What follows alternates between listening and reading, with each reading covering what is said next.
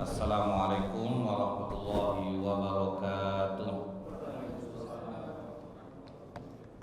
Innal hamdalillah nahmaduhu wa nasta'inu wa nastaghfiruh wa na'udzu billahi min shururi anfusina wa min sayyiati a'malina.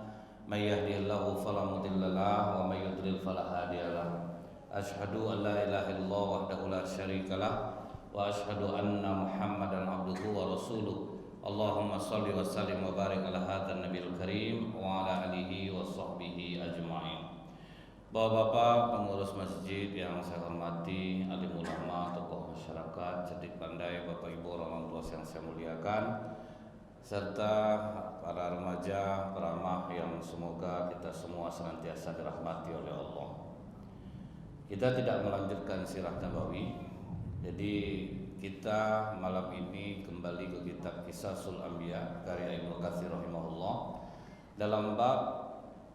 Jadi kalau kita mengingat kembali nih Pak, Nabi Musa alaihissalam begitu dia keluar dari istana Fir'aun, dia melihat ada dua orang yang sedang berkelahi.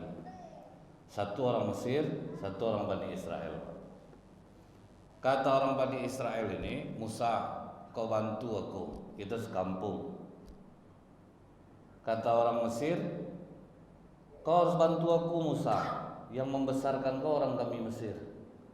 Jadi bangga terhadap suku, salah satu sifat jahiliyah Pak. Jadi kalau kita ini jangan sampai ada semboyan jahiliyah dalam diri kita. Apa semboyan jahiliyah itu Pak? Bantu saudara kita baik dia salah ataupun benar, itu semboyan jahiliyah. Jadi kita itu punya persatuan orang kampung, misalnya kampung Piliam, dia punya arisan bagus, tapi jangan sampai persatuan itu dijadikan untuk membenarkan sesuatu yang salah.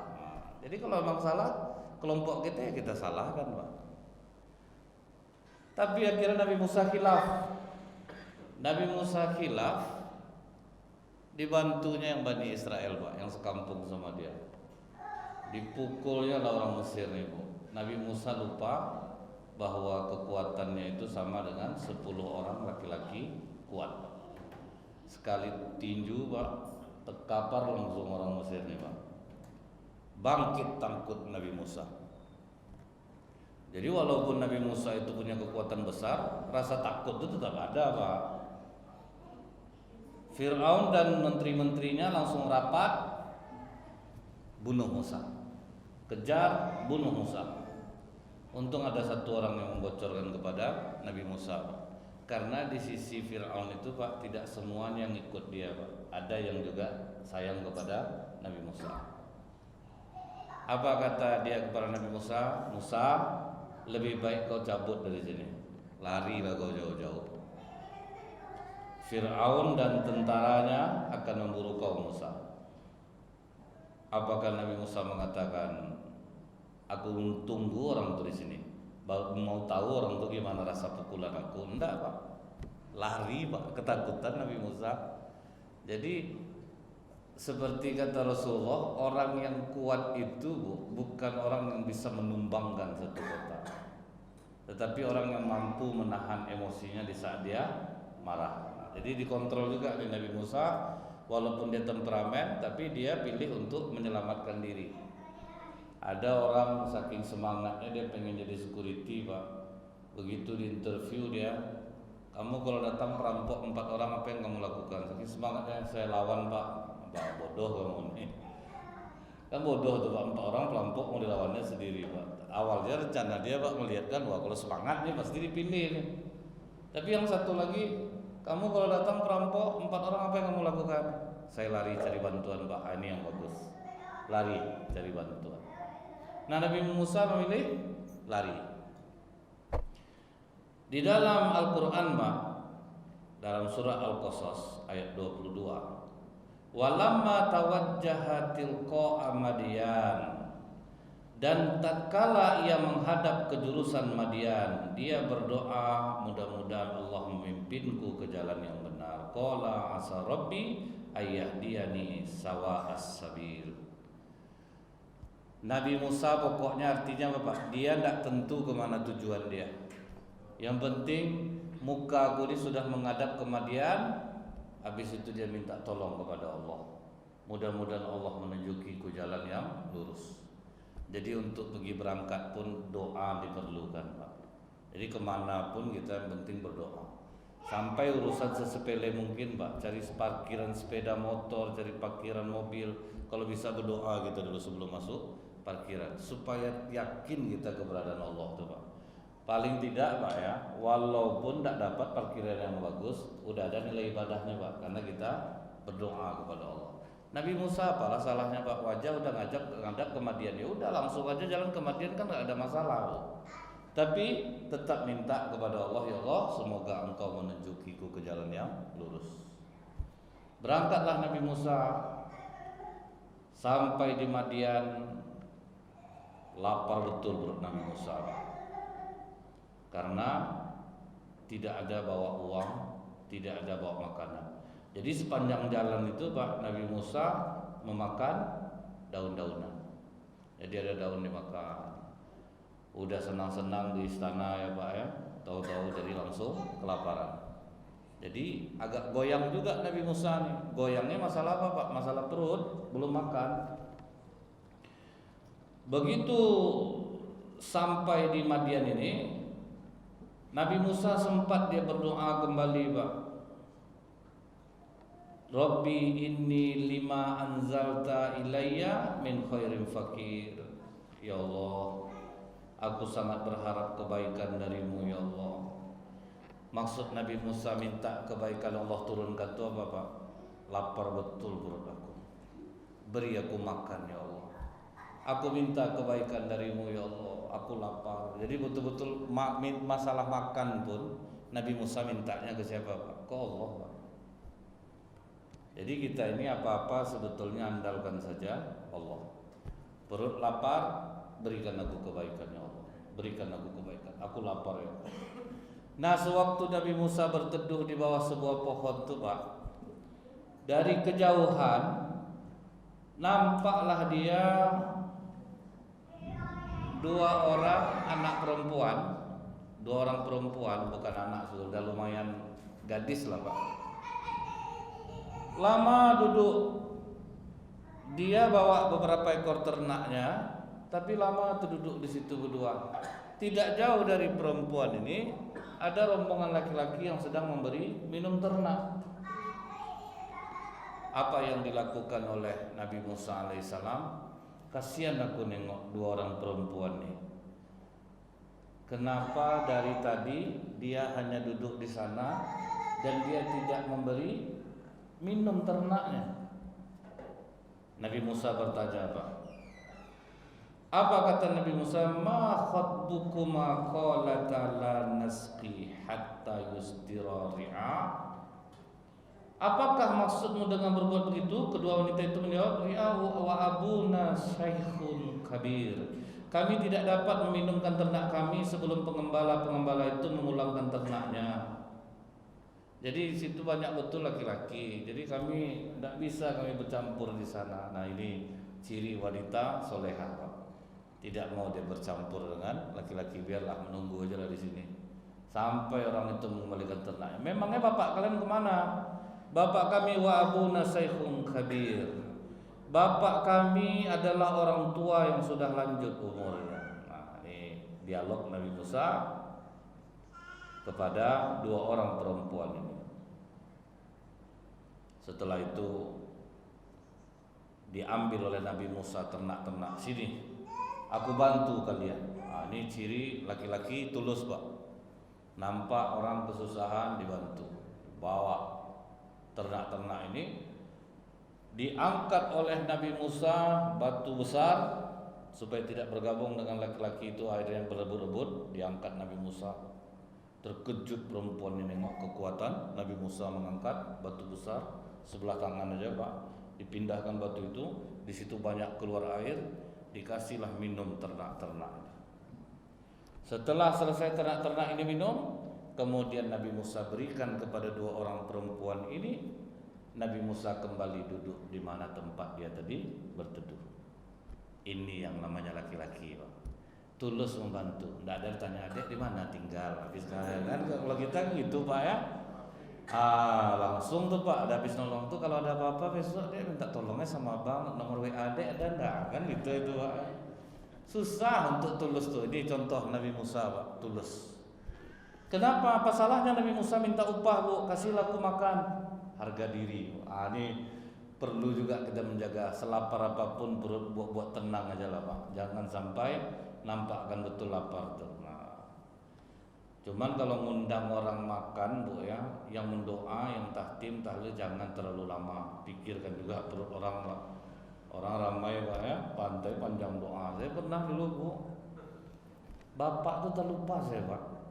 Doanya Pak dari mulai minta ampunkan orang tua sampai minta ampunkan cucu Pak. Udah lapar perut orang Pak. Ya Allah ampunilah ayah kami sering melawan kepada ayah kami, kadang kami tipu ayah kami, ayam bab ayahnya aja Pak, panjang tuh Pak. Setelah itu minta ampunkan dosa ibu kami yang telah melahirkan kami, menyayangi kami suatu kecil, kadang kami membantah perkataan ibu kami, abab ibu ini panjang lah Pak. Setelah itu minta ampunkan kami sebagai seorang ayah karena kami jahat kepada anak kami lah. Bab anak itu lama gak Pak ya? Itu bab sebagai suami lagi Pak. Ampunilah kami sebagai suami karena kami sering menipu istri kami. Kadang kami katakan kami di kantor padahal kami entah di mana. Panjang Pak, letih orang nunggu ya. Jadi kalau lapar jaga juga stat kita Pak. Jangan sampai nampakkan betul kita lapar. Nah Nabi Musa duduk sambil terus memohon kepada Allah, ya Allah berikan aku kebaikan.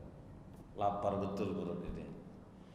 Nah rupanya Pak, anak perempuan dua orang ini ternyata anak Nabi Su'aib. Jadi Nabi Musa sama Nabi Su'aib itu satu zaman beda usia Pak. Beda usia. Nabi Su'aib udah tua. Jadi apa kata anak Nabi Su'aib ini? Ayah, tadi ya, kan kami antri orang laki-laki ramai. Tiba-tiba datang seorang laki-laki ya. Orangnya amanah dan bisa dipercaya. Apa yang menyebabkan perempuan menilai Nabi Musa ini amanah dan percaya? Tidak mengganggu Pak. Habis nolong selesai. Tidak ada diajak-ajaknya cerita perempuan ini, tidak ada. Pokoknya langsung duduk aja. Itu yang membuat perempuan itu tertarik. Jadi udah dapat Bapak rahasianya Pak ya.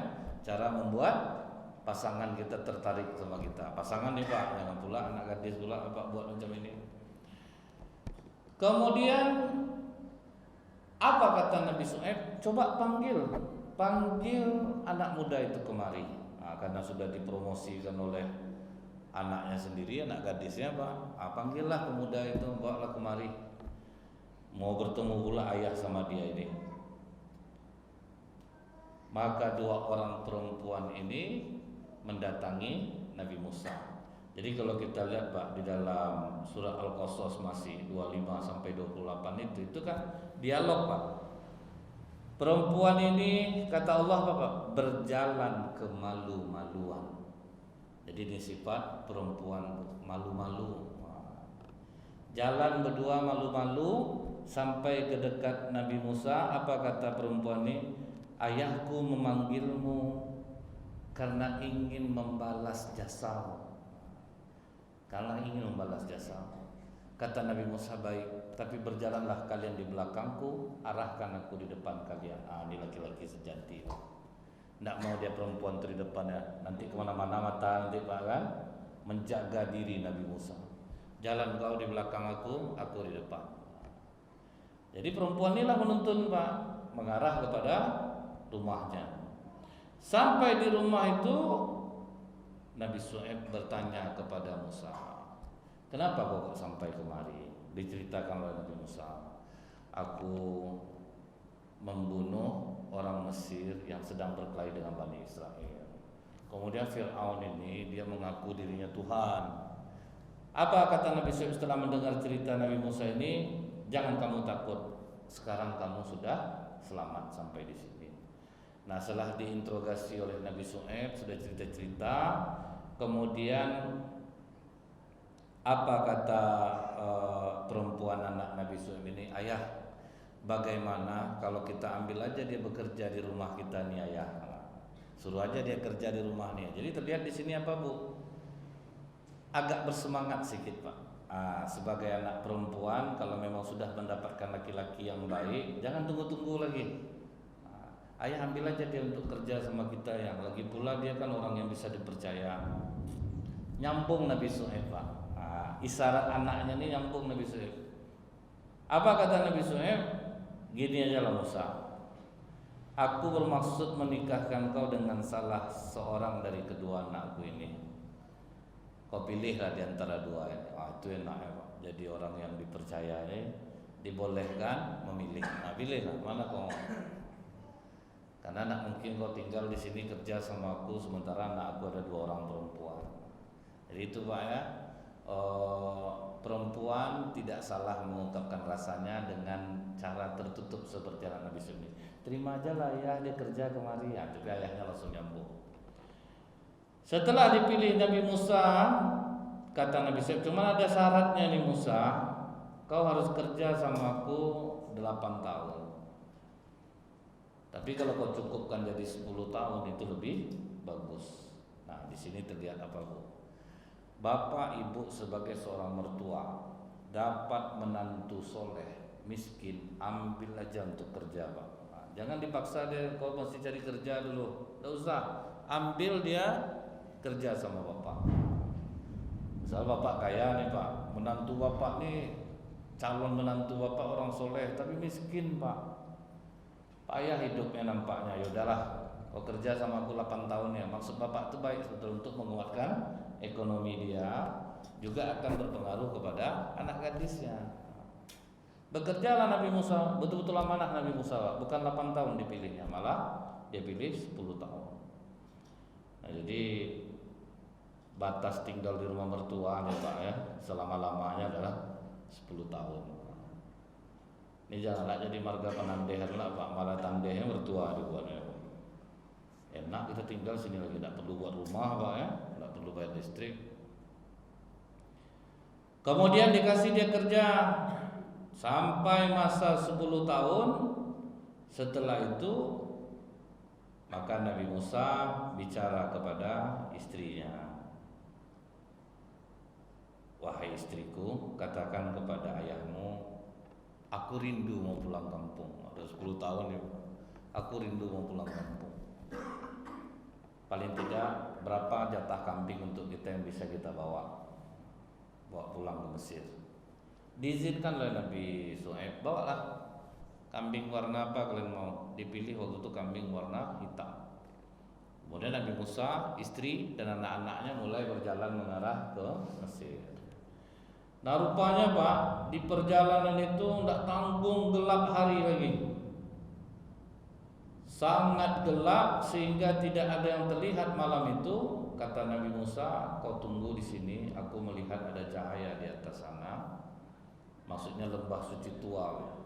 Aku melihat cahaya di atas sana, kau tunggu di sini, nanti aku ambil lampunya di sana. Nanti setelah itu kita baru berangkat, kita teruskan perjalanan. Baik, kata istrinya. Nunggulah istrinya di bawah Pak.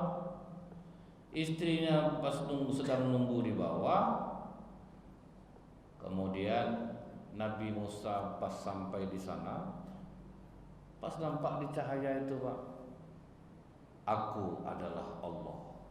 Kau sekarang berada di lembah suci tua. Tanggalkan terompah, alasmu tanggalkan. Artinya apa? Kalau kita menghadap kepada Allah, dunia tinggalkan Pak. Ini kadang Pak ya, udah takbiratul ihram dia Pak, Allahu Akbar, masuk GoFood Pak. Nggak jadi semayang Pak, langsung cabut dia keluar. Karena memang ya pengaruh dunia ini besar Pak. Jadi makanya kalau udah masuk ke masjid itu, usahakan dunia sudah tinggalkan. Kalau sudah masuk tempat suci, tinggalkan dunia. Setelah itu Bu, apa pertanyaan Allah kepada Nabi Musa? Nah ini keistimewaan Nabi Musa dibanding nabi-nabi lain Bu ya. Kalau nabi lain Pak menerima wahyu perantara malaikat Jibril. Kalau Nabi Musa langsung bercakap-cakap dengan Allah, langsung Pak. Nabi Musa tidak melihat Allah, cuma dari cahaya itu saja keluar suara. Jadi jangan kita katakan Nabi Musa bertemu dengan Allah, tidak. Apa pertanyaan Allah kepada Nabi Musa? Wa matilka biyaminika ya Musa. Apa yang ada di tangan kau itu Musa? Jadi kan Nabi Musa bawa tongkat tuh Pak. Kemudian kata Nabi Musa, qala hiya asaya atawakkau 'alaiha wa ahussu biha ala ghanami wa liya fiha maribu ukhra. Ini adalah tongkatku. Guna tongkat ini banyak untuk aku bisa bersandar, kemudian aku bisa memukul daun untuk memberikan makan kambingku, dan ada lagi keperluan yang lain. Jadi senjata pun juga bisa. Jadi tongkat Musa itu awalnya tidak ada apa-apanya loh Pak, tongkat biasa, hanya untuk jalan bertelekan dia di atas sana. Kemudian mukul-mukul daun, nyari untuk kambing. Kemudian apa kata Allah? Alqiha ya Musa, lemparkan coba tongkat kau itu Musa. Dilemparkanlah oleh Nabi Musa Pak, berubah langsung jadi ular tongkat ini. Pas dilempar oleh Nabi Musa, fa'alqaha fa idza hiya hayatun tas'a, langsung berubah menjadi ular dan merayap sangat cepat Pak. Kabur Nabi Musa Pak, terkejut dia. Ngapa nih bisa tongkat jadi ular nih? Lari Nabi Musa Bu. Jadi rasa takut itu biasa Pak. Jadi rasa takut itu kita pasti ada. Nabi Musa melarikan diri. Kemudian apa kata Allah? Wahai Musa, aqbil wala takhaf innaka minal aminin. Coba pegang pelan-pelan. Kau pegang pelan-pelan, dia akan kembali seperti semula. Jadi dari rasa takut tadi timbul keyakinan, dipegang oleh Nabi Musa pelan-pelan, berubahlah tongkat ular tadi menjadi tongkat kembali. Itu mukjizat Nabi Musa yang pertama. Tapi kalau kita lihat Pak, di dalam surah Al-Isra ayat 101, Nabi yang paling banyak mukjizatnya adalah Nabi Musa. Itulah saking susahnya mendakwahi Bani Israel. Jadi kalau kita punya anak, berkali-kali kasih tahu tidak mau, takutnya Pak, periksalah darah Pak, mau tak darah orang Israel dalam Pak. Tidak bisa dikasih tahu. Kenapa Pak? Orang bandel, saking bandelnya itu susah loh mendakwahi Bani Israel itu susah, walaupun tidak semuanya ya Pak ya. Tapi susah Pak. Mukjizat paling banyak, walaqad ataina Musa tis'a ayatin. Dan sesungguhnya kami telah memberikan kepada Musa 9 buah mukjizat yang nyata. Itu 9 ditambah lagi. Jadi sampai 12 Pak, mukjizat Nabi Musa itu. Kemudian apalagi kata Allah kepada Nabi Musa? Coba sekarang kau masukkan tanganmu ke dalam leher. Maksudnya leher itu Pak, masukkan ke dalam baju. Kemudian keluarkan, langsung bercahaya tangan Nabi Musa. Musa, kau bawalah kedua mukjizat ini untuk mendakwahi Fir'aun. Mudah-mudahan dia mau mengikut dakwahmu. Maka Nabi Musa berdoa kepada Allah, ya Allah, sesungguhnya engkau telah memberi kepada Fir'aun dan pemuka kaumnya perhiasan dan harta kekayaan dalam kehidupan dunia. Ya Allah, akibatnya mereka menyesatkan manusia dari jalan engkau. Binasakanlah harta pada mereka dan kunci mati hatilah mereka, kunci mati hati mereka. Mereka tidak beriman hingga mereka melihat siksaan yang pedih. Ini dalam surah Yunus ayat 88. Apa kata Allah? Aku perkenankan permohonan Musa. Jadi Nabi Musa Pak mendoakan kunci jalati Fir'aun itu diperkenankan oleh Allah. Karena ini orang yang sudah sangat parah Pak. Kenapa sampai sebanyak itu mukjizat Nabi Musa itu Pak ya? Apa tidak terkecil hati Nabi Musa Pak? Nabi Musa ini lidahnya keluh. susah untuk bicara. Jadi Nabi Musa minta kepada Allah, ya Allah, sertakanlah Harun dengan aku untuk mendakwahi Firaun. Allah setujui, Pak. Jadi makanya kata Rasulullah, kedudukan Abu Bakar itu sama dengan Harun, tetapi dia hanya saudara se-Islam, tidak sebagai nabi. Nah, kalau Nabi Harun sebagai nabi, dan Nabi Harun adalah saudara Nabi Musa alaihissalam. Dibawalah, kenapa Nabi Musa pas sampai ke Mesir, Pak? Begitu sampai di kampungnya malam, ketemu dengan ibunya, ketemu dengan kakak perempuannya. Setelah itu, apa kata Nabi Musa? Wahai Harun, kita berdua diperintahkan Allah untuk mendakwahi Fir'aun. Berani kau atau tidak? Aku mengajak kau Harun karena lisan kau fasih. Nah, itu kelebihan Nabi Harun, Pak. Dia bisa ngomong itu jelas. Kalau aku lidahku udah terbakar, kena bara api, jadi aku kurang bisa untuk ngomong. Jadi kalau yang ngomong, kata Nabi Harun, ya aku berani. Dibawalah Nabi Musa, pergi dia ke tempat Fir'aun, Pak. Ini mengumpulkan kekuatannya besar, Pak. Disinilah kita melihat, Bu, ya, sudah sejahat itu Fir'aun, tapi perintah Allah kepada Nabi Musa dan Harun, datangilah Fir'aun, berlemah lembutlah dengannya. Coba ya, suruh berlemah lembut mendakwahi Fir'aun.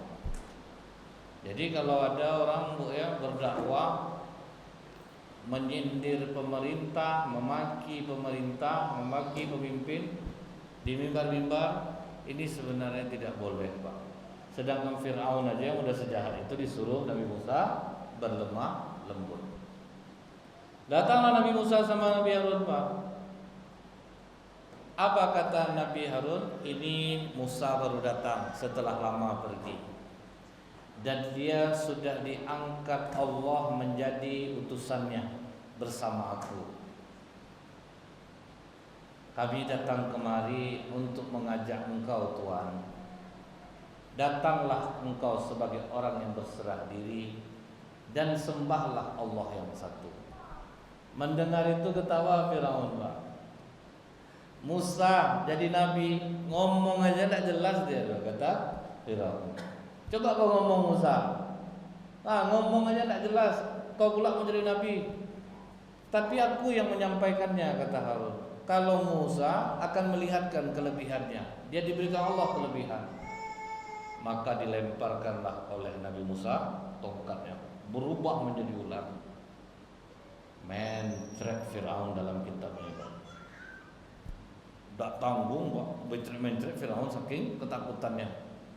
Tapi setelah itu, Pak, tetap nama Firaun itu tetap kekeh, Pak. Tetap tidak diakuinya, Pak. Jadi udah hilang sakit perutnya karena ketakutan. Kalau sihir seperti ini, aku bisa mencarikan orangnya. Mudah bagi aku mengalahkan sihir kau ini, Musa. Mudah bagi aku. Kita sepakati, Musa, kau tidak aku apa-apakan hari ini. Aku kumpulkan nanti para penyihir. Kemudian kita beradu, kita tetapkan harinya. Kata Nabi Musa, oke. Tapi sebetulnya, Pak, di hati Nabi Musa takut, Pak. Takut Nabi Musa untuk melawan itu sebenarnya. Begitu hari H telah ditentukan, sudah dapat Firaun penyihir-penyihir, Pak. Apa kata mereka kepada Nabi Musa? Wahai Musa, kau yang melemparkan duluan atau kami? Kata Nabi Musa, kalian aja yang lempar duluan. Mereka pun mulai melemparkan tali temalinya, Pak. Berubah menjadi ular yang sangat cepat ke arah Nabi Musa alaihissalam. Nabi Musa sempat mundur, Pak. Allah katakan, jangan takut Musa, lemparkan tongkatmu. Alqiha ya Musa, lemparkan tongkatmu. Begitu dilempar Nabi Musa, Pak, keluar ular yang besar dengan gesit memakan semua ular-ular itu. Semua tukang sihir Fir'aun langsung bersujud. Kami yakin dengan Tuhan yang Musa. Karena kami lakukan sihir habis dimakan oleh kebenaran. Nah, jadi kami mengikut Musa. Waduh, hilang pamor Fir'aun, Pak. Apa kata Fir'aun? Kok berani kalian? Belum aku perintahkan sudah berani kalian melakukan hal seperti ini. Kalian kan aku bayar, tidak usah bayar kami lagi. Tidak usah kami dibayar, kami beriman dengan apa yang dibawa oleh Musa. Jadi kadang Pak ya, begitu orang menyaksikan sebuah kebenaran, maka dengan apapun dia dihasut, dia tidak akan mau lagi. Tidak dibayar, tidaklah, akan aku bunuh kalian, kata Firaun. Silakan kau bunuh kami. Jadi mati pun orang mau Pak, kalau sudah dia mendapatkan keyakinan di hati.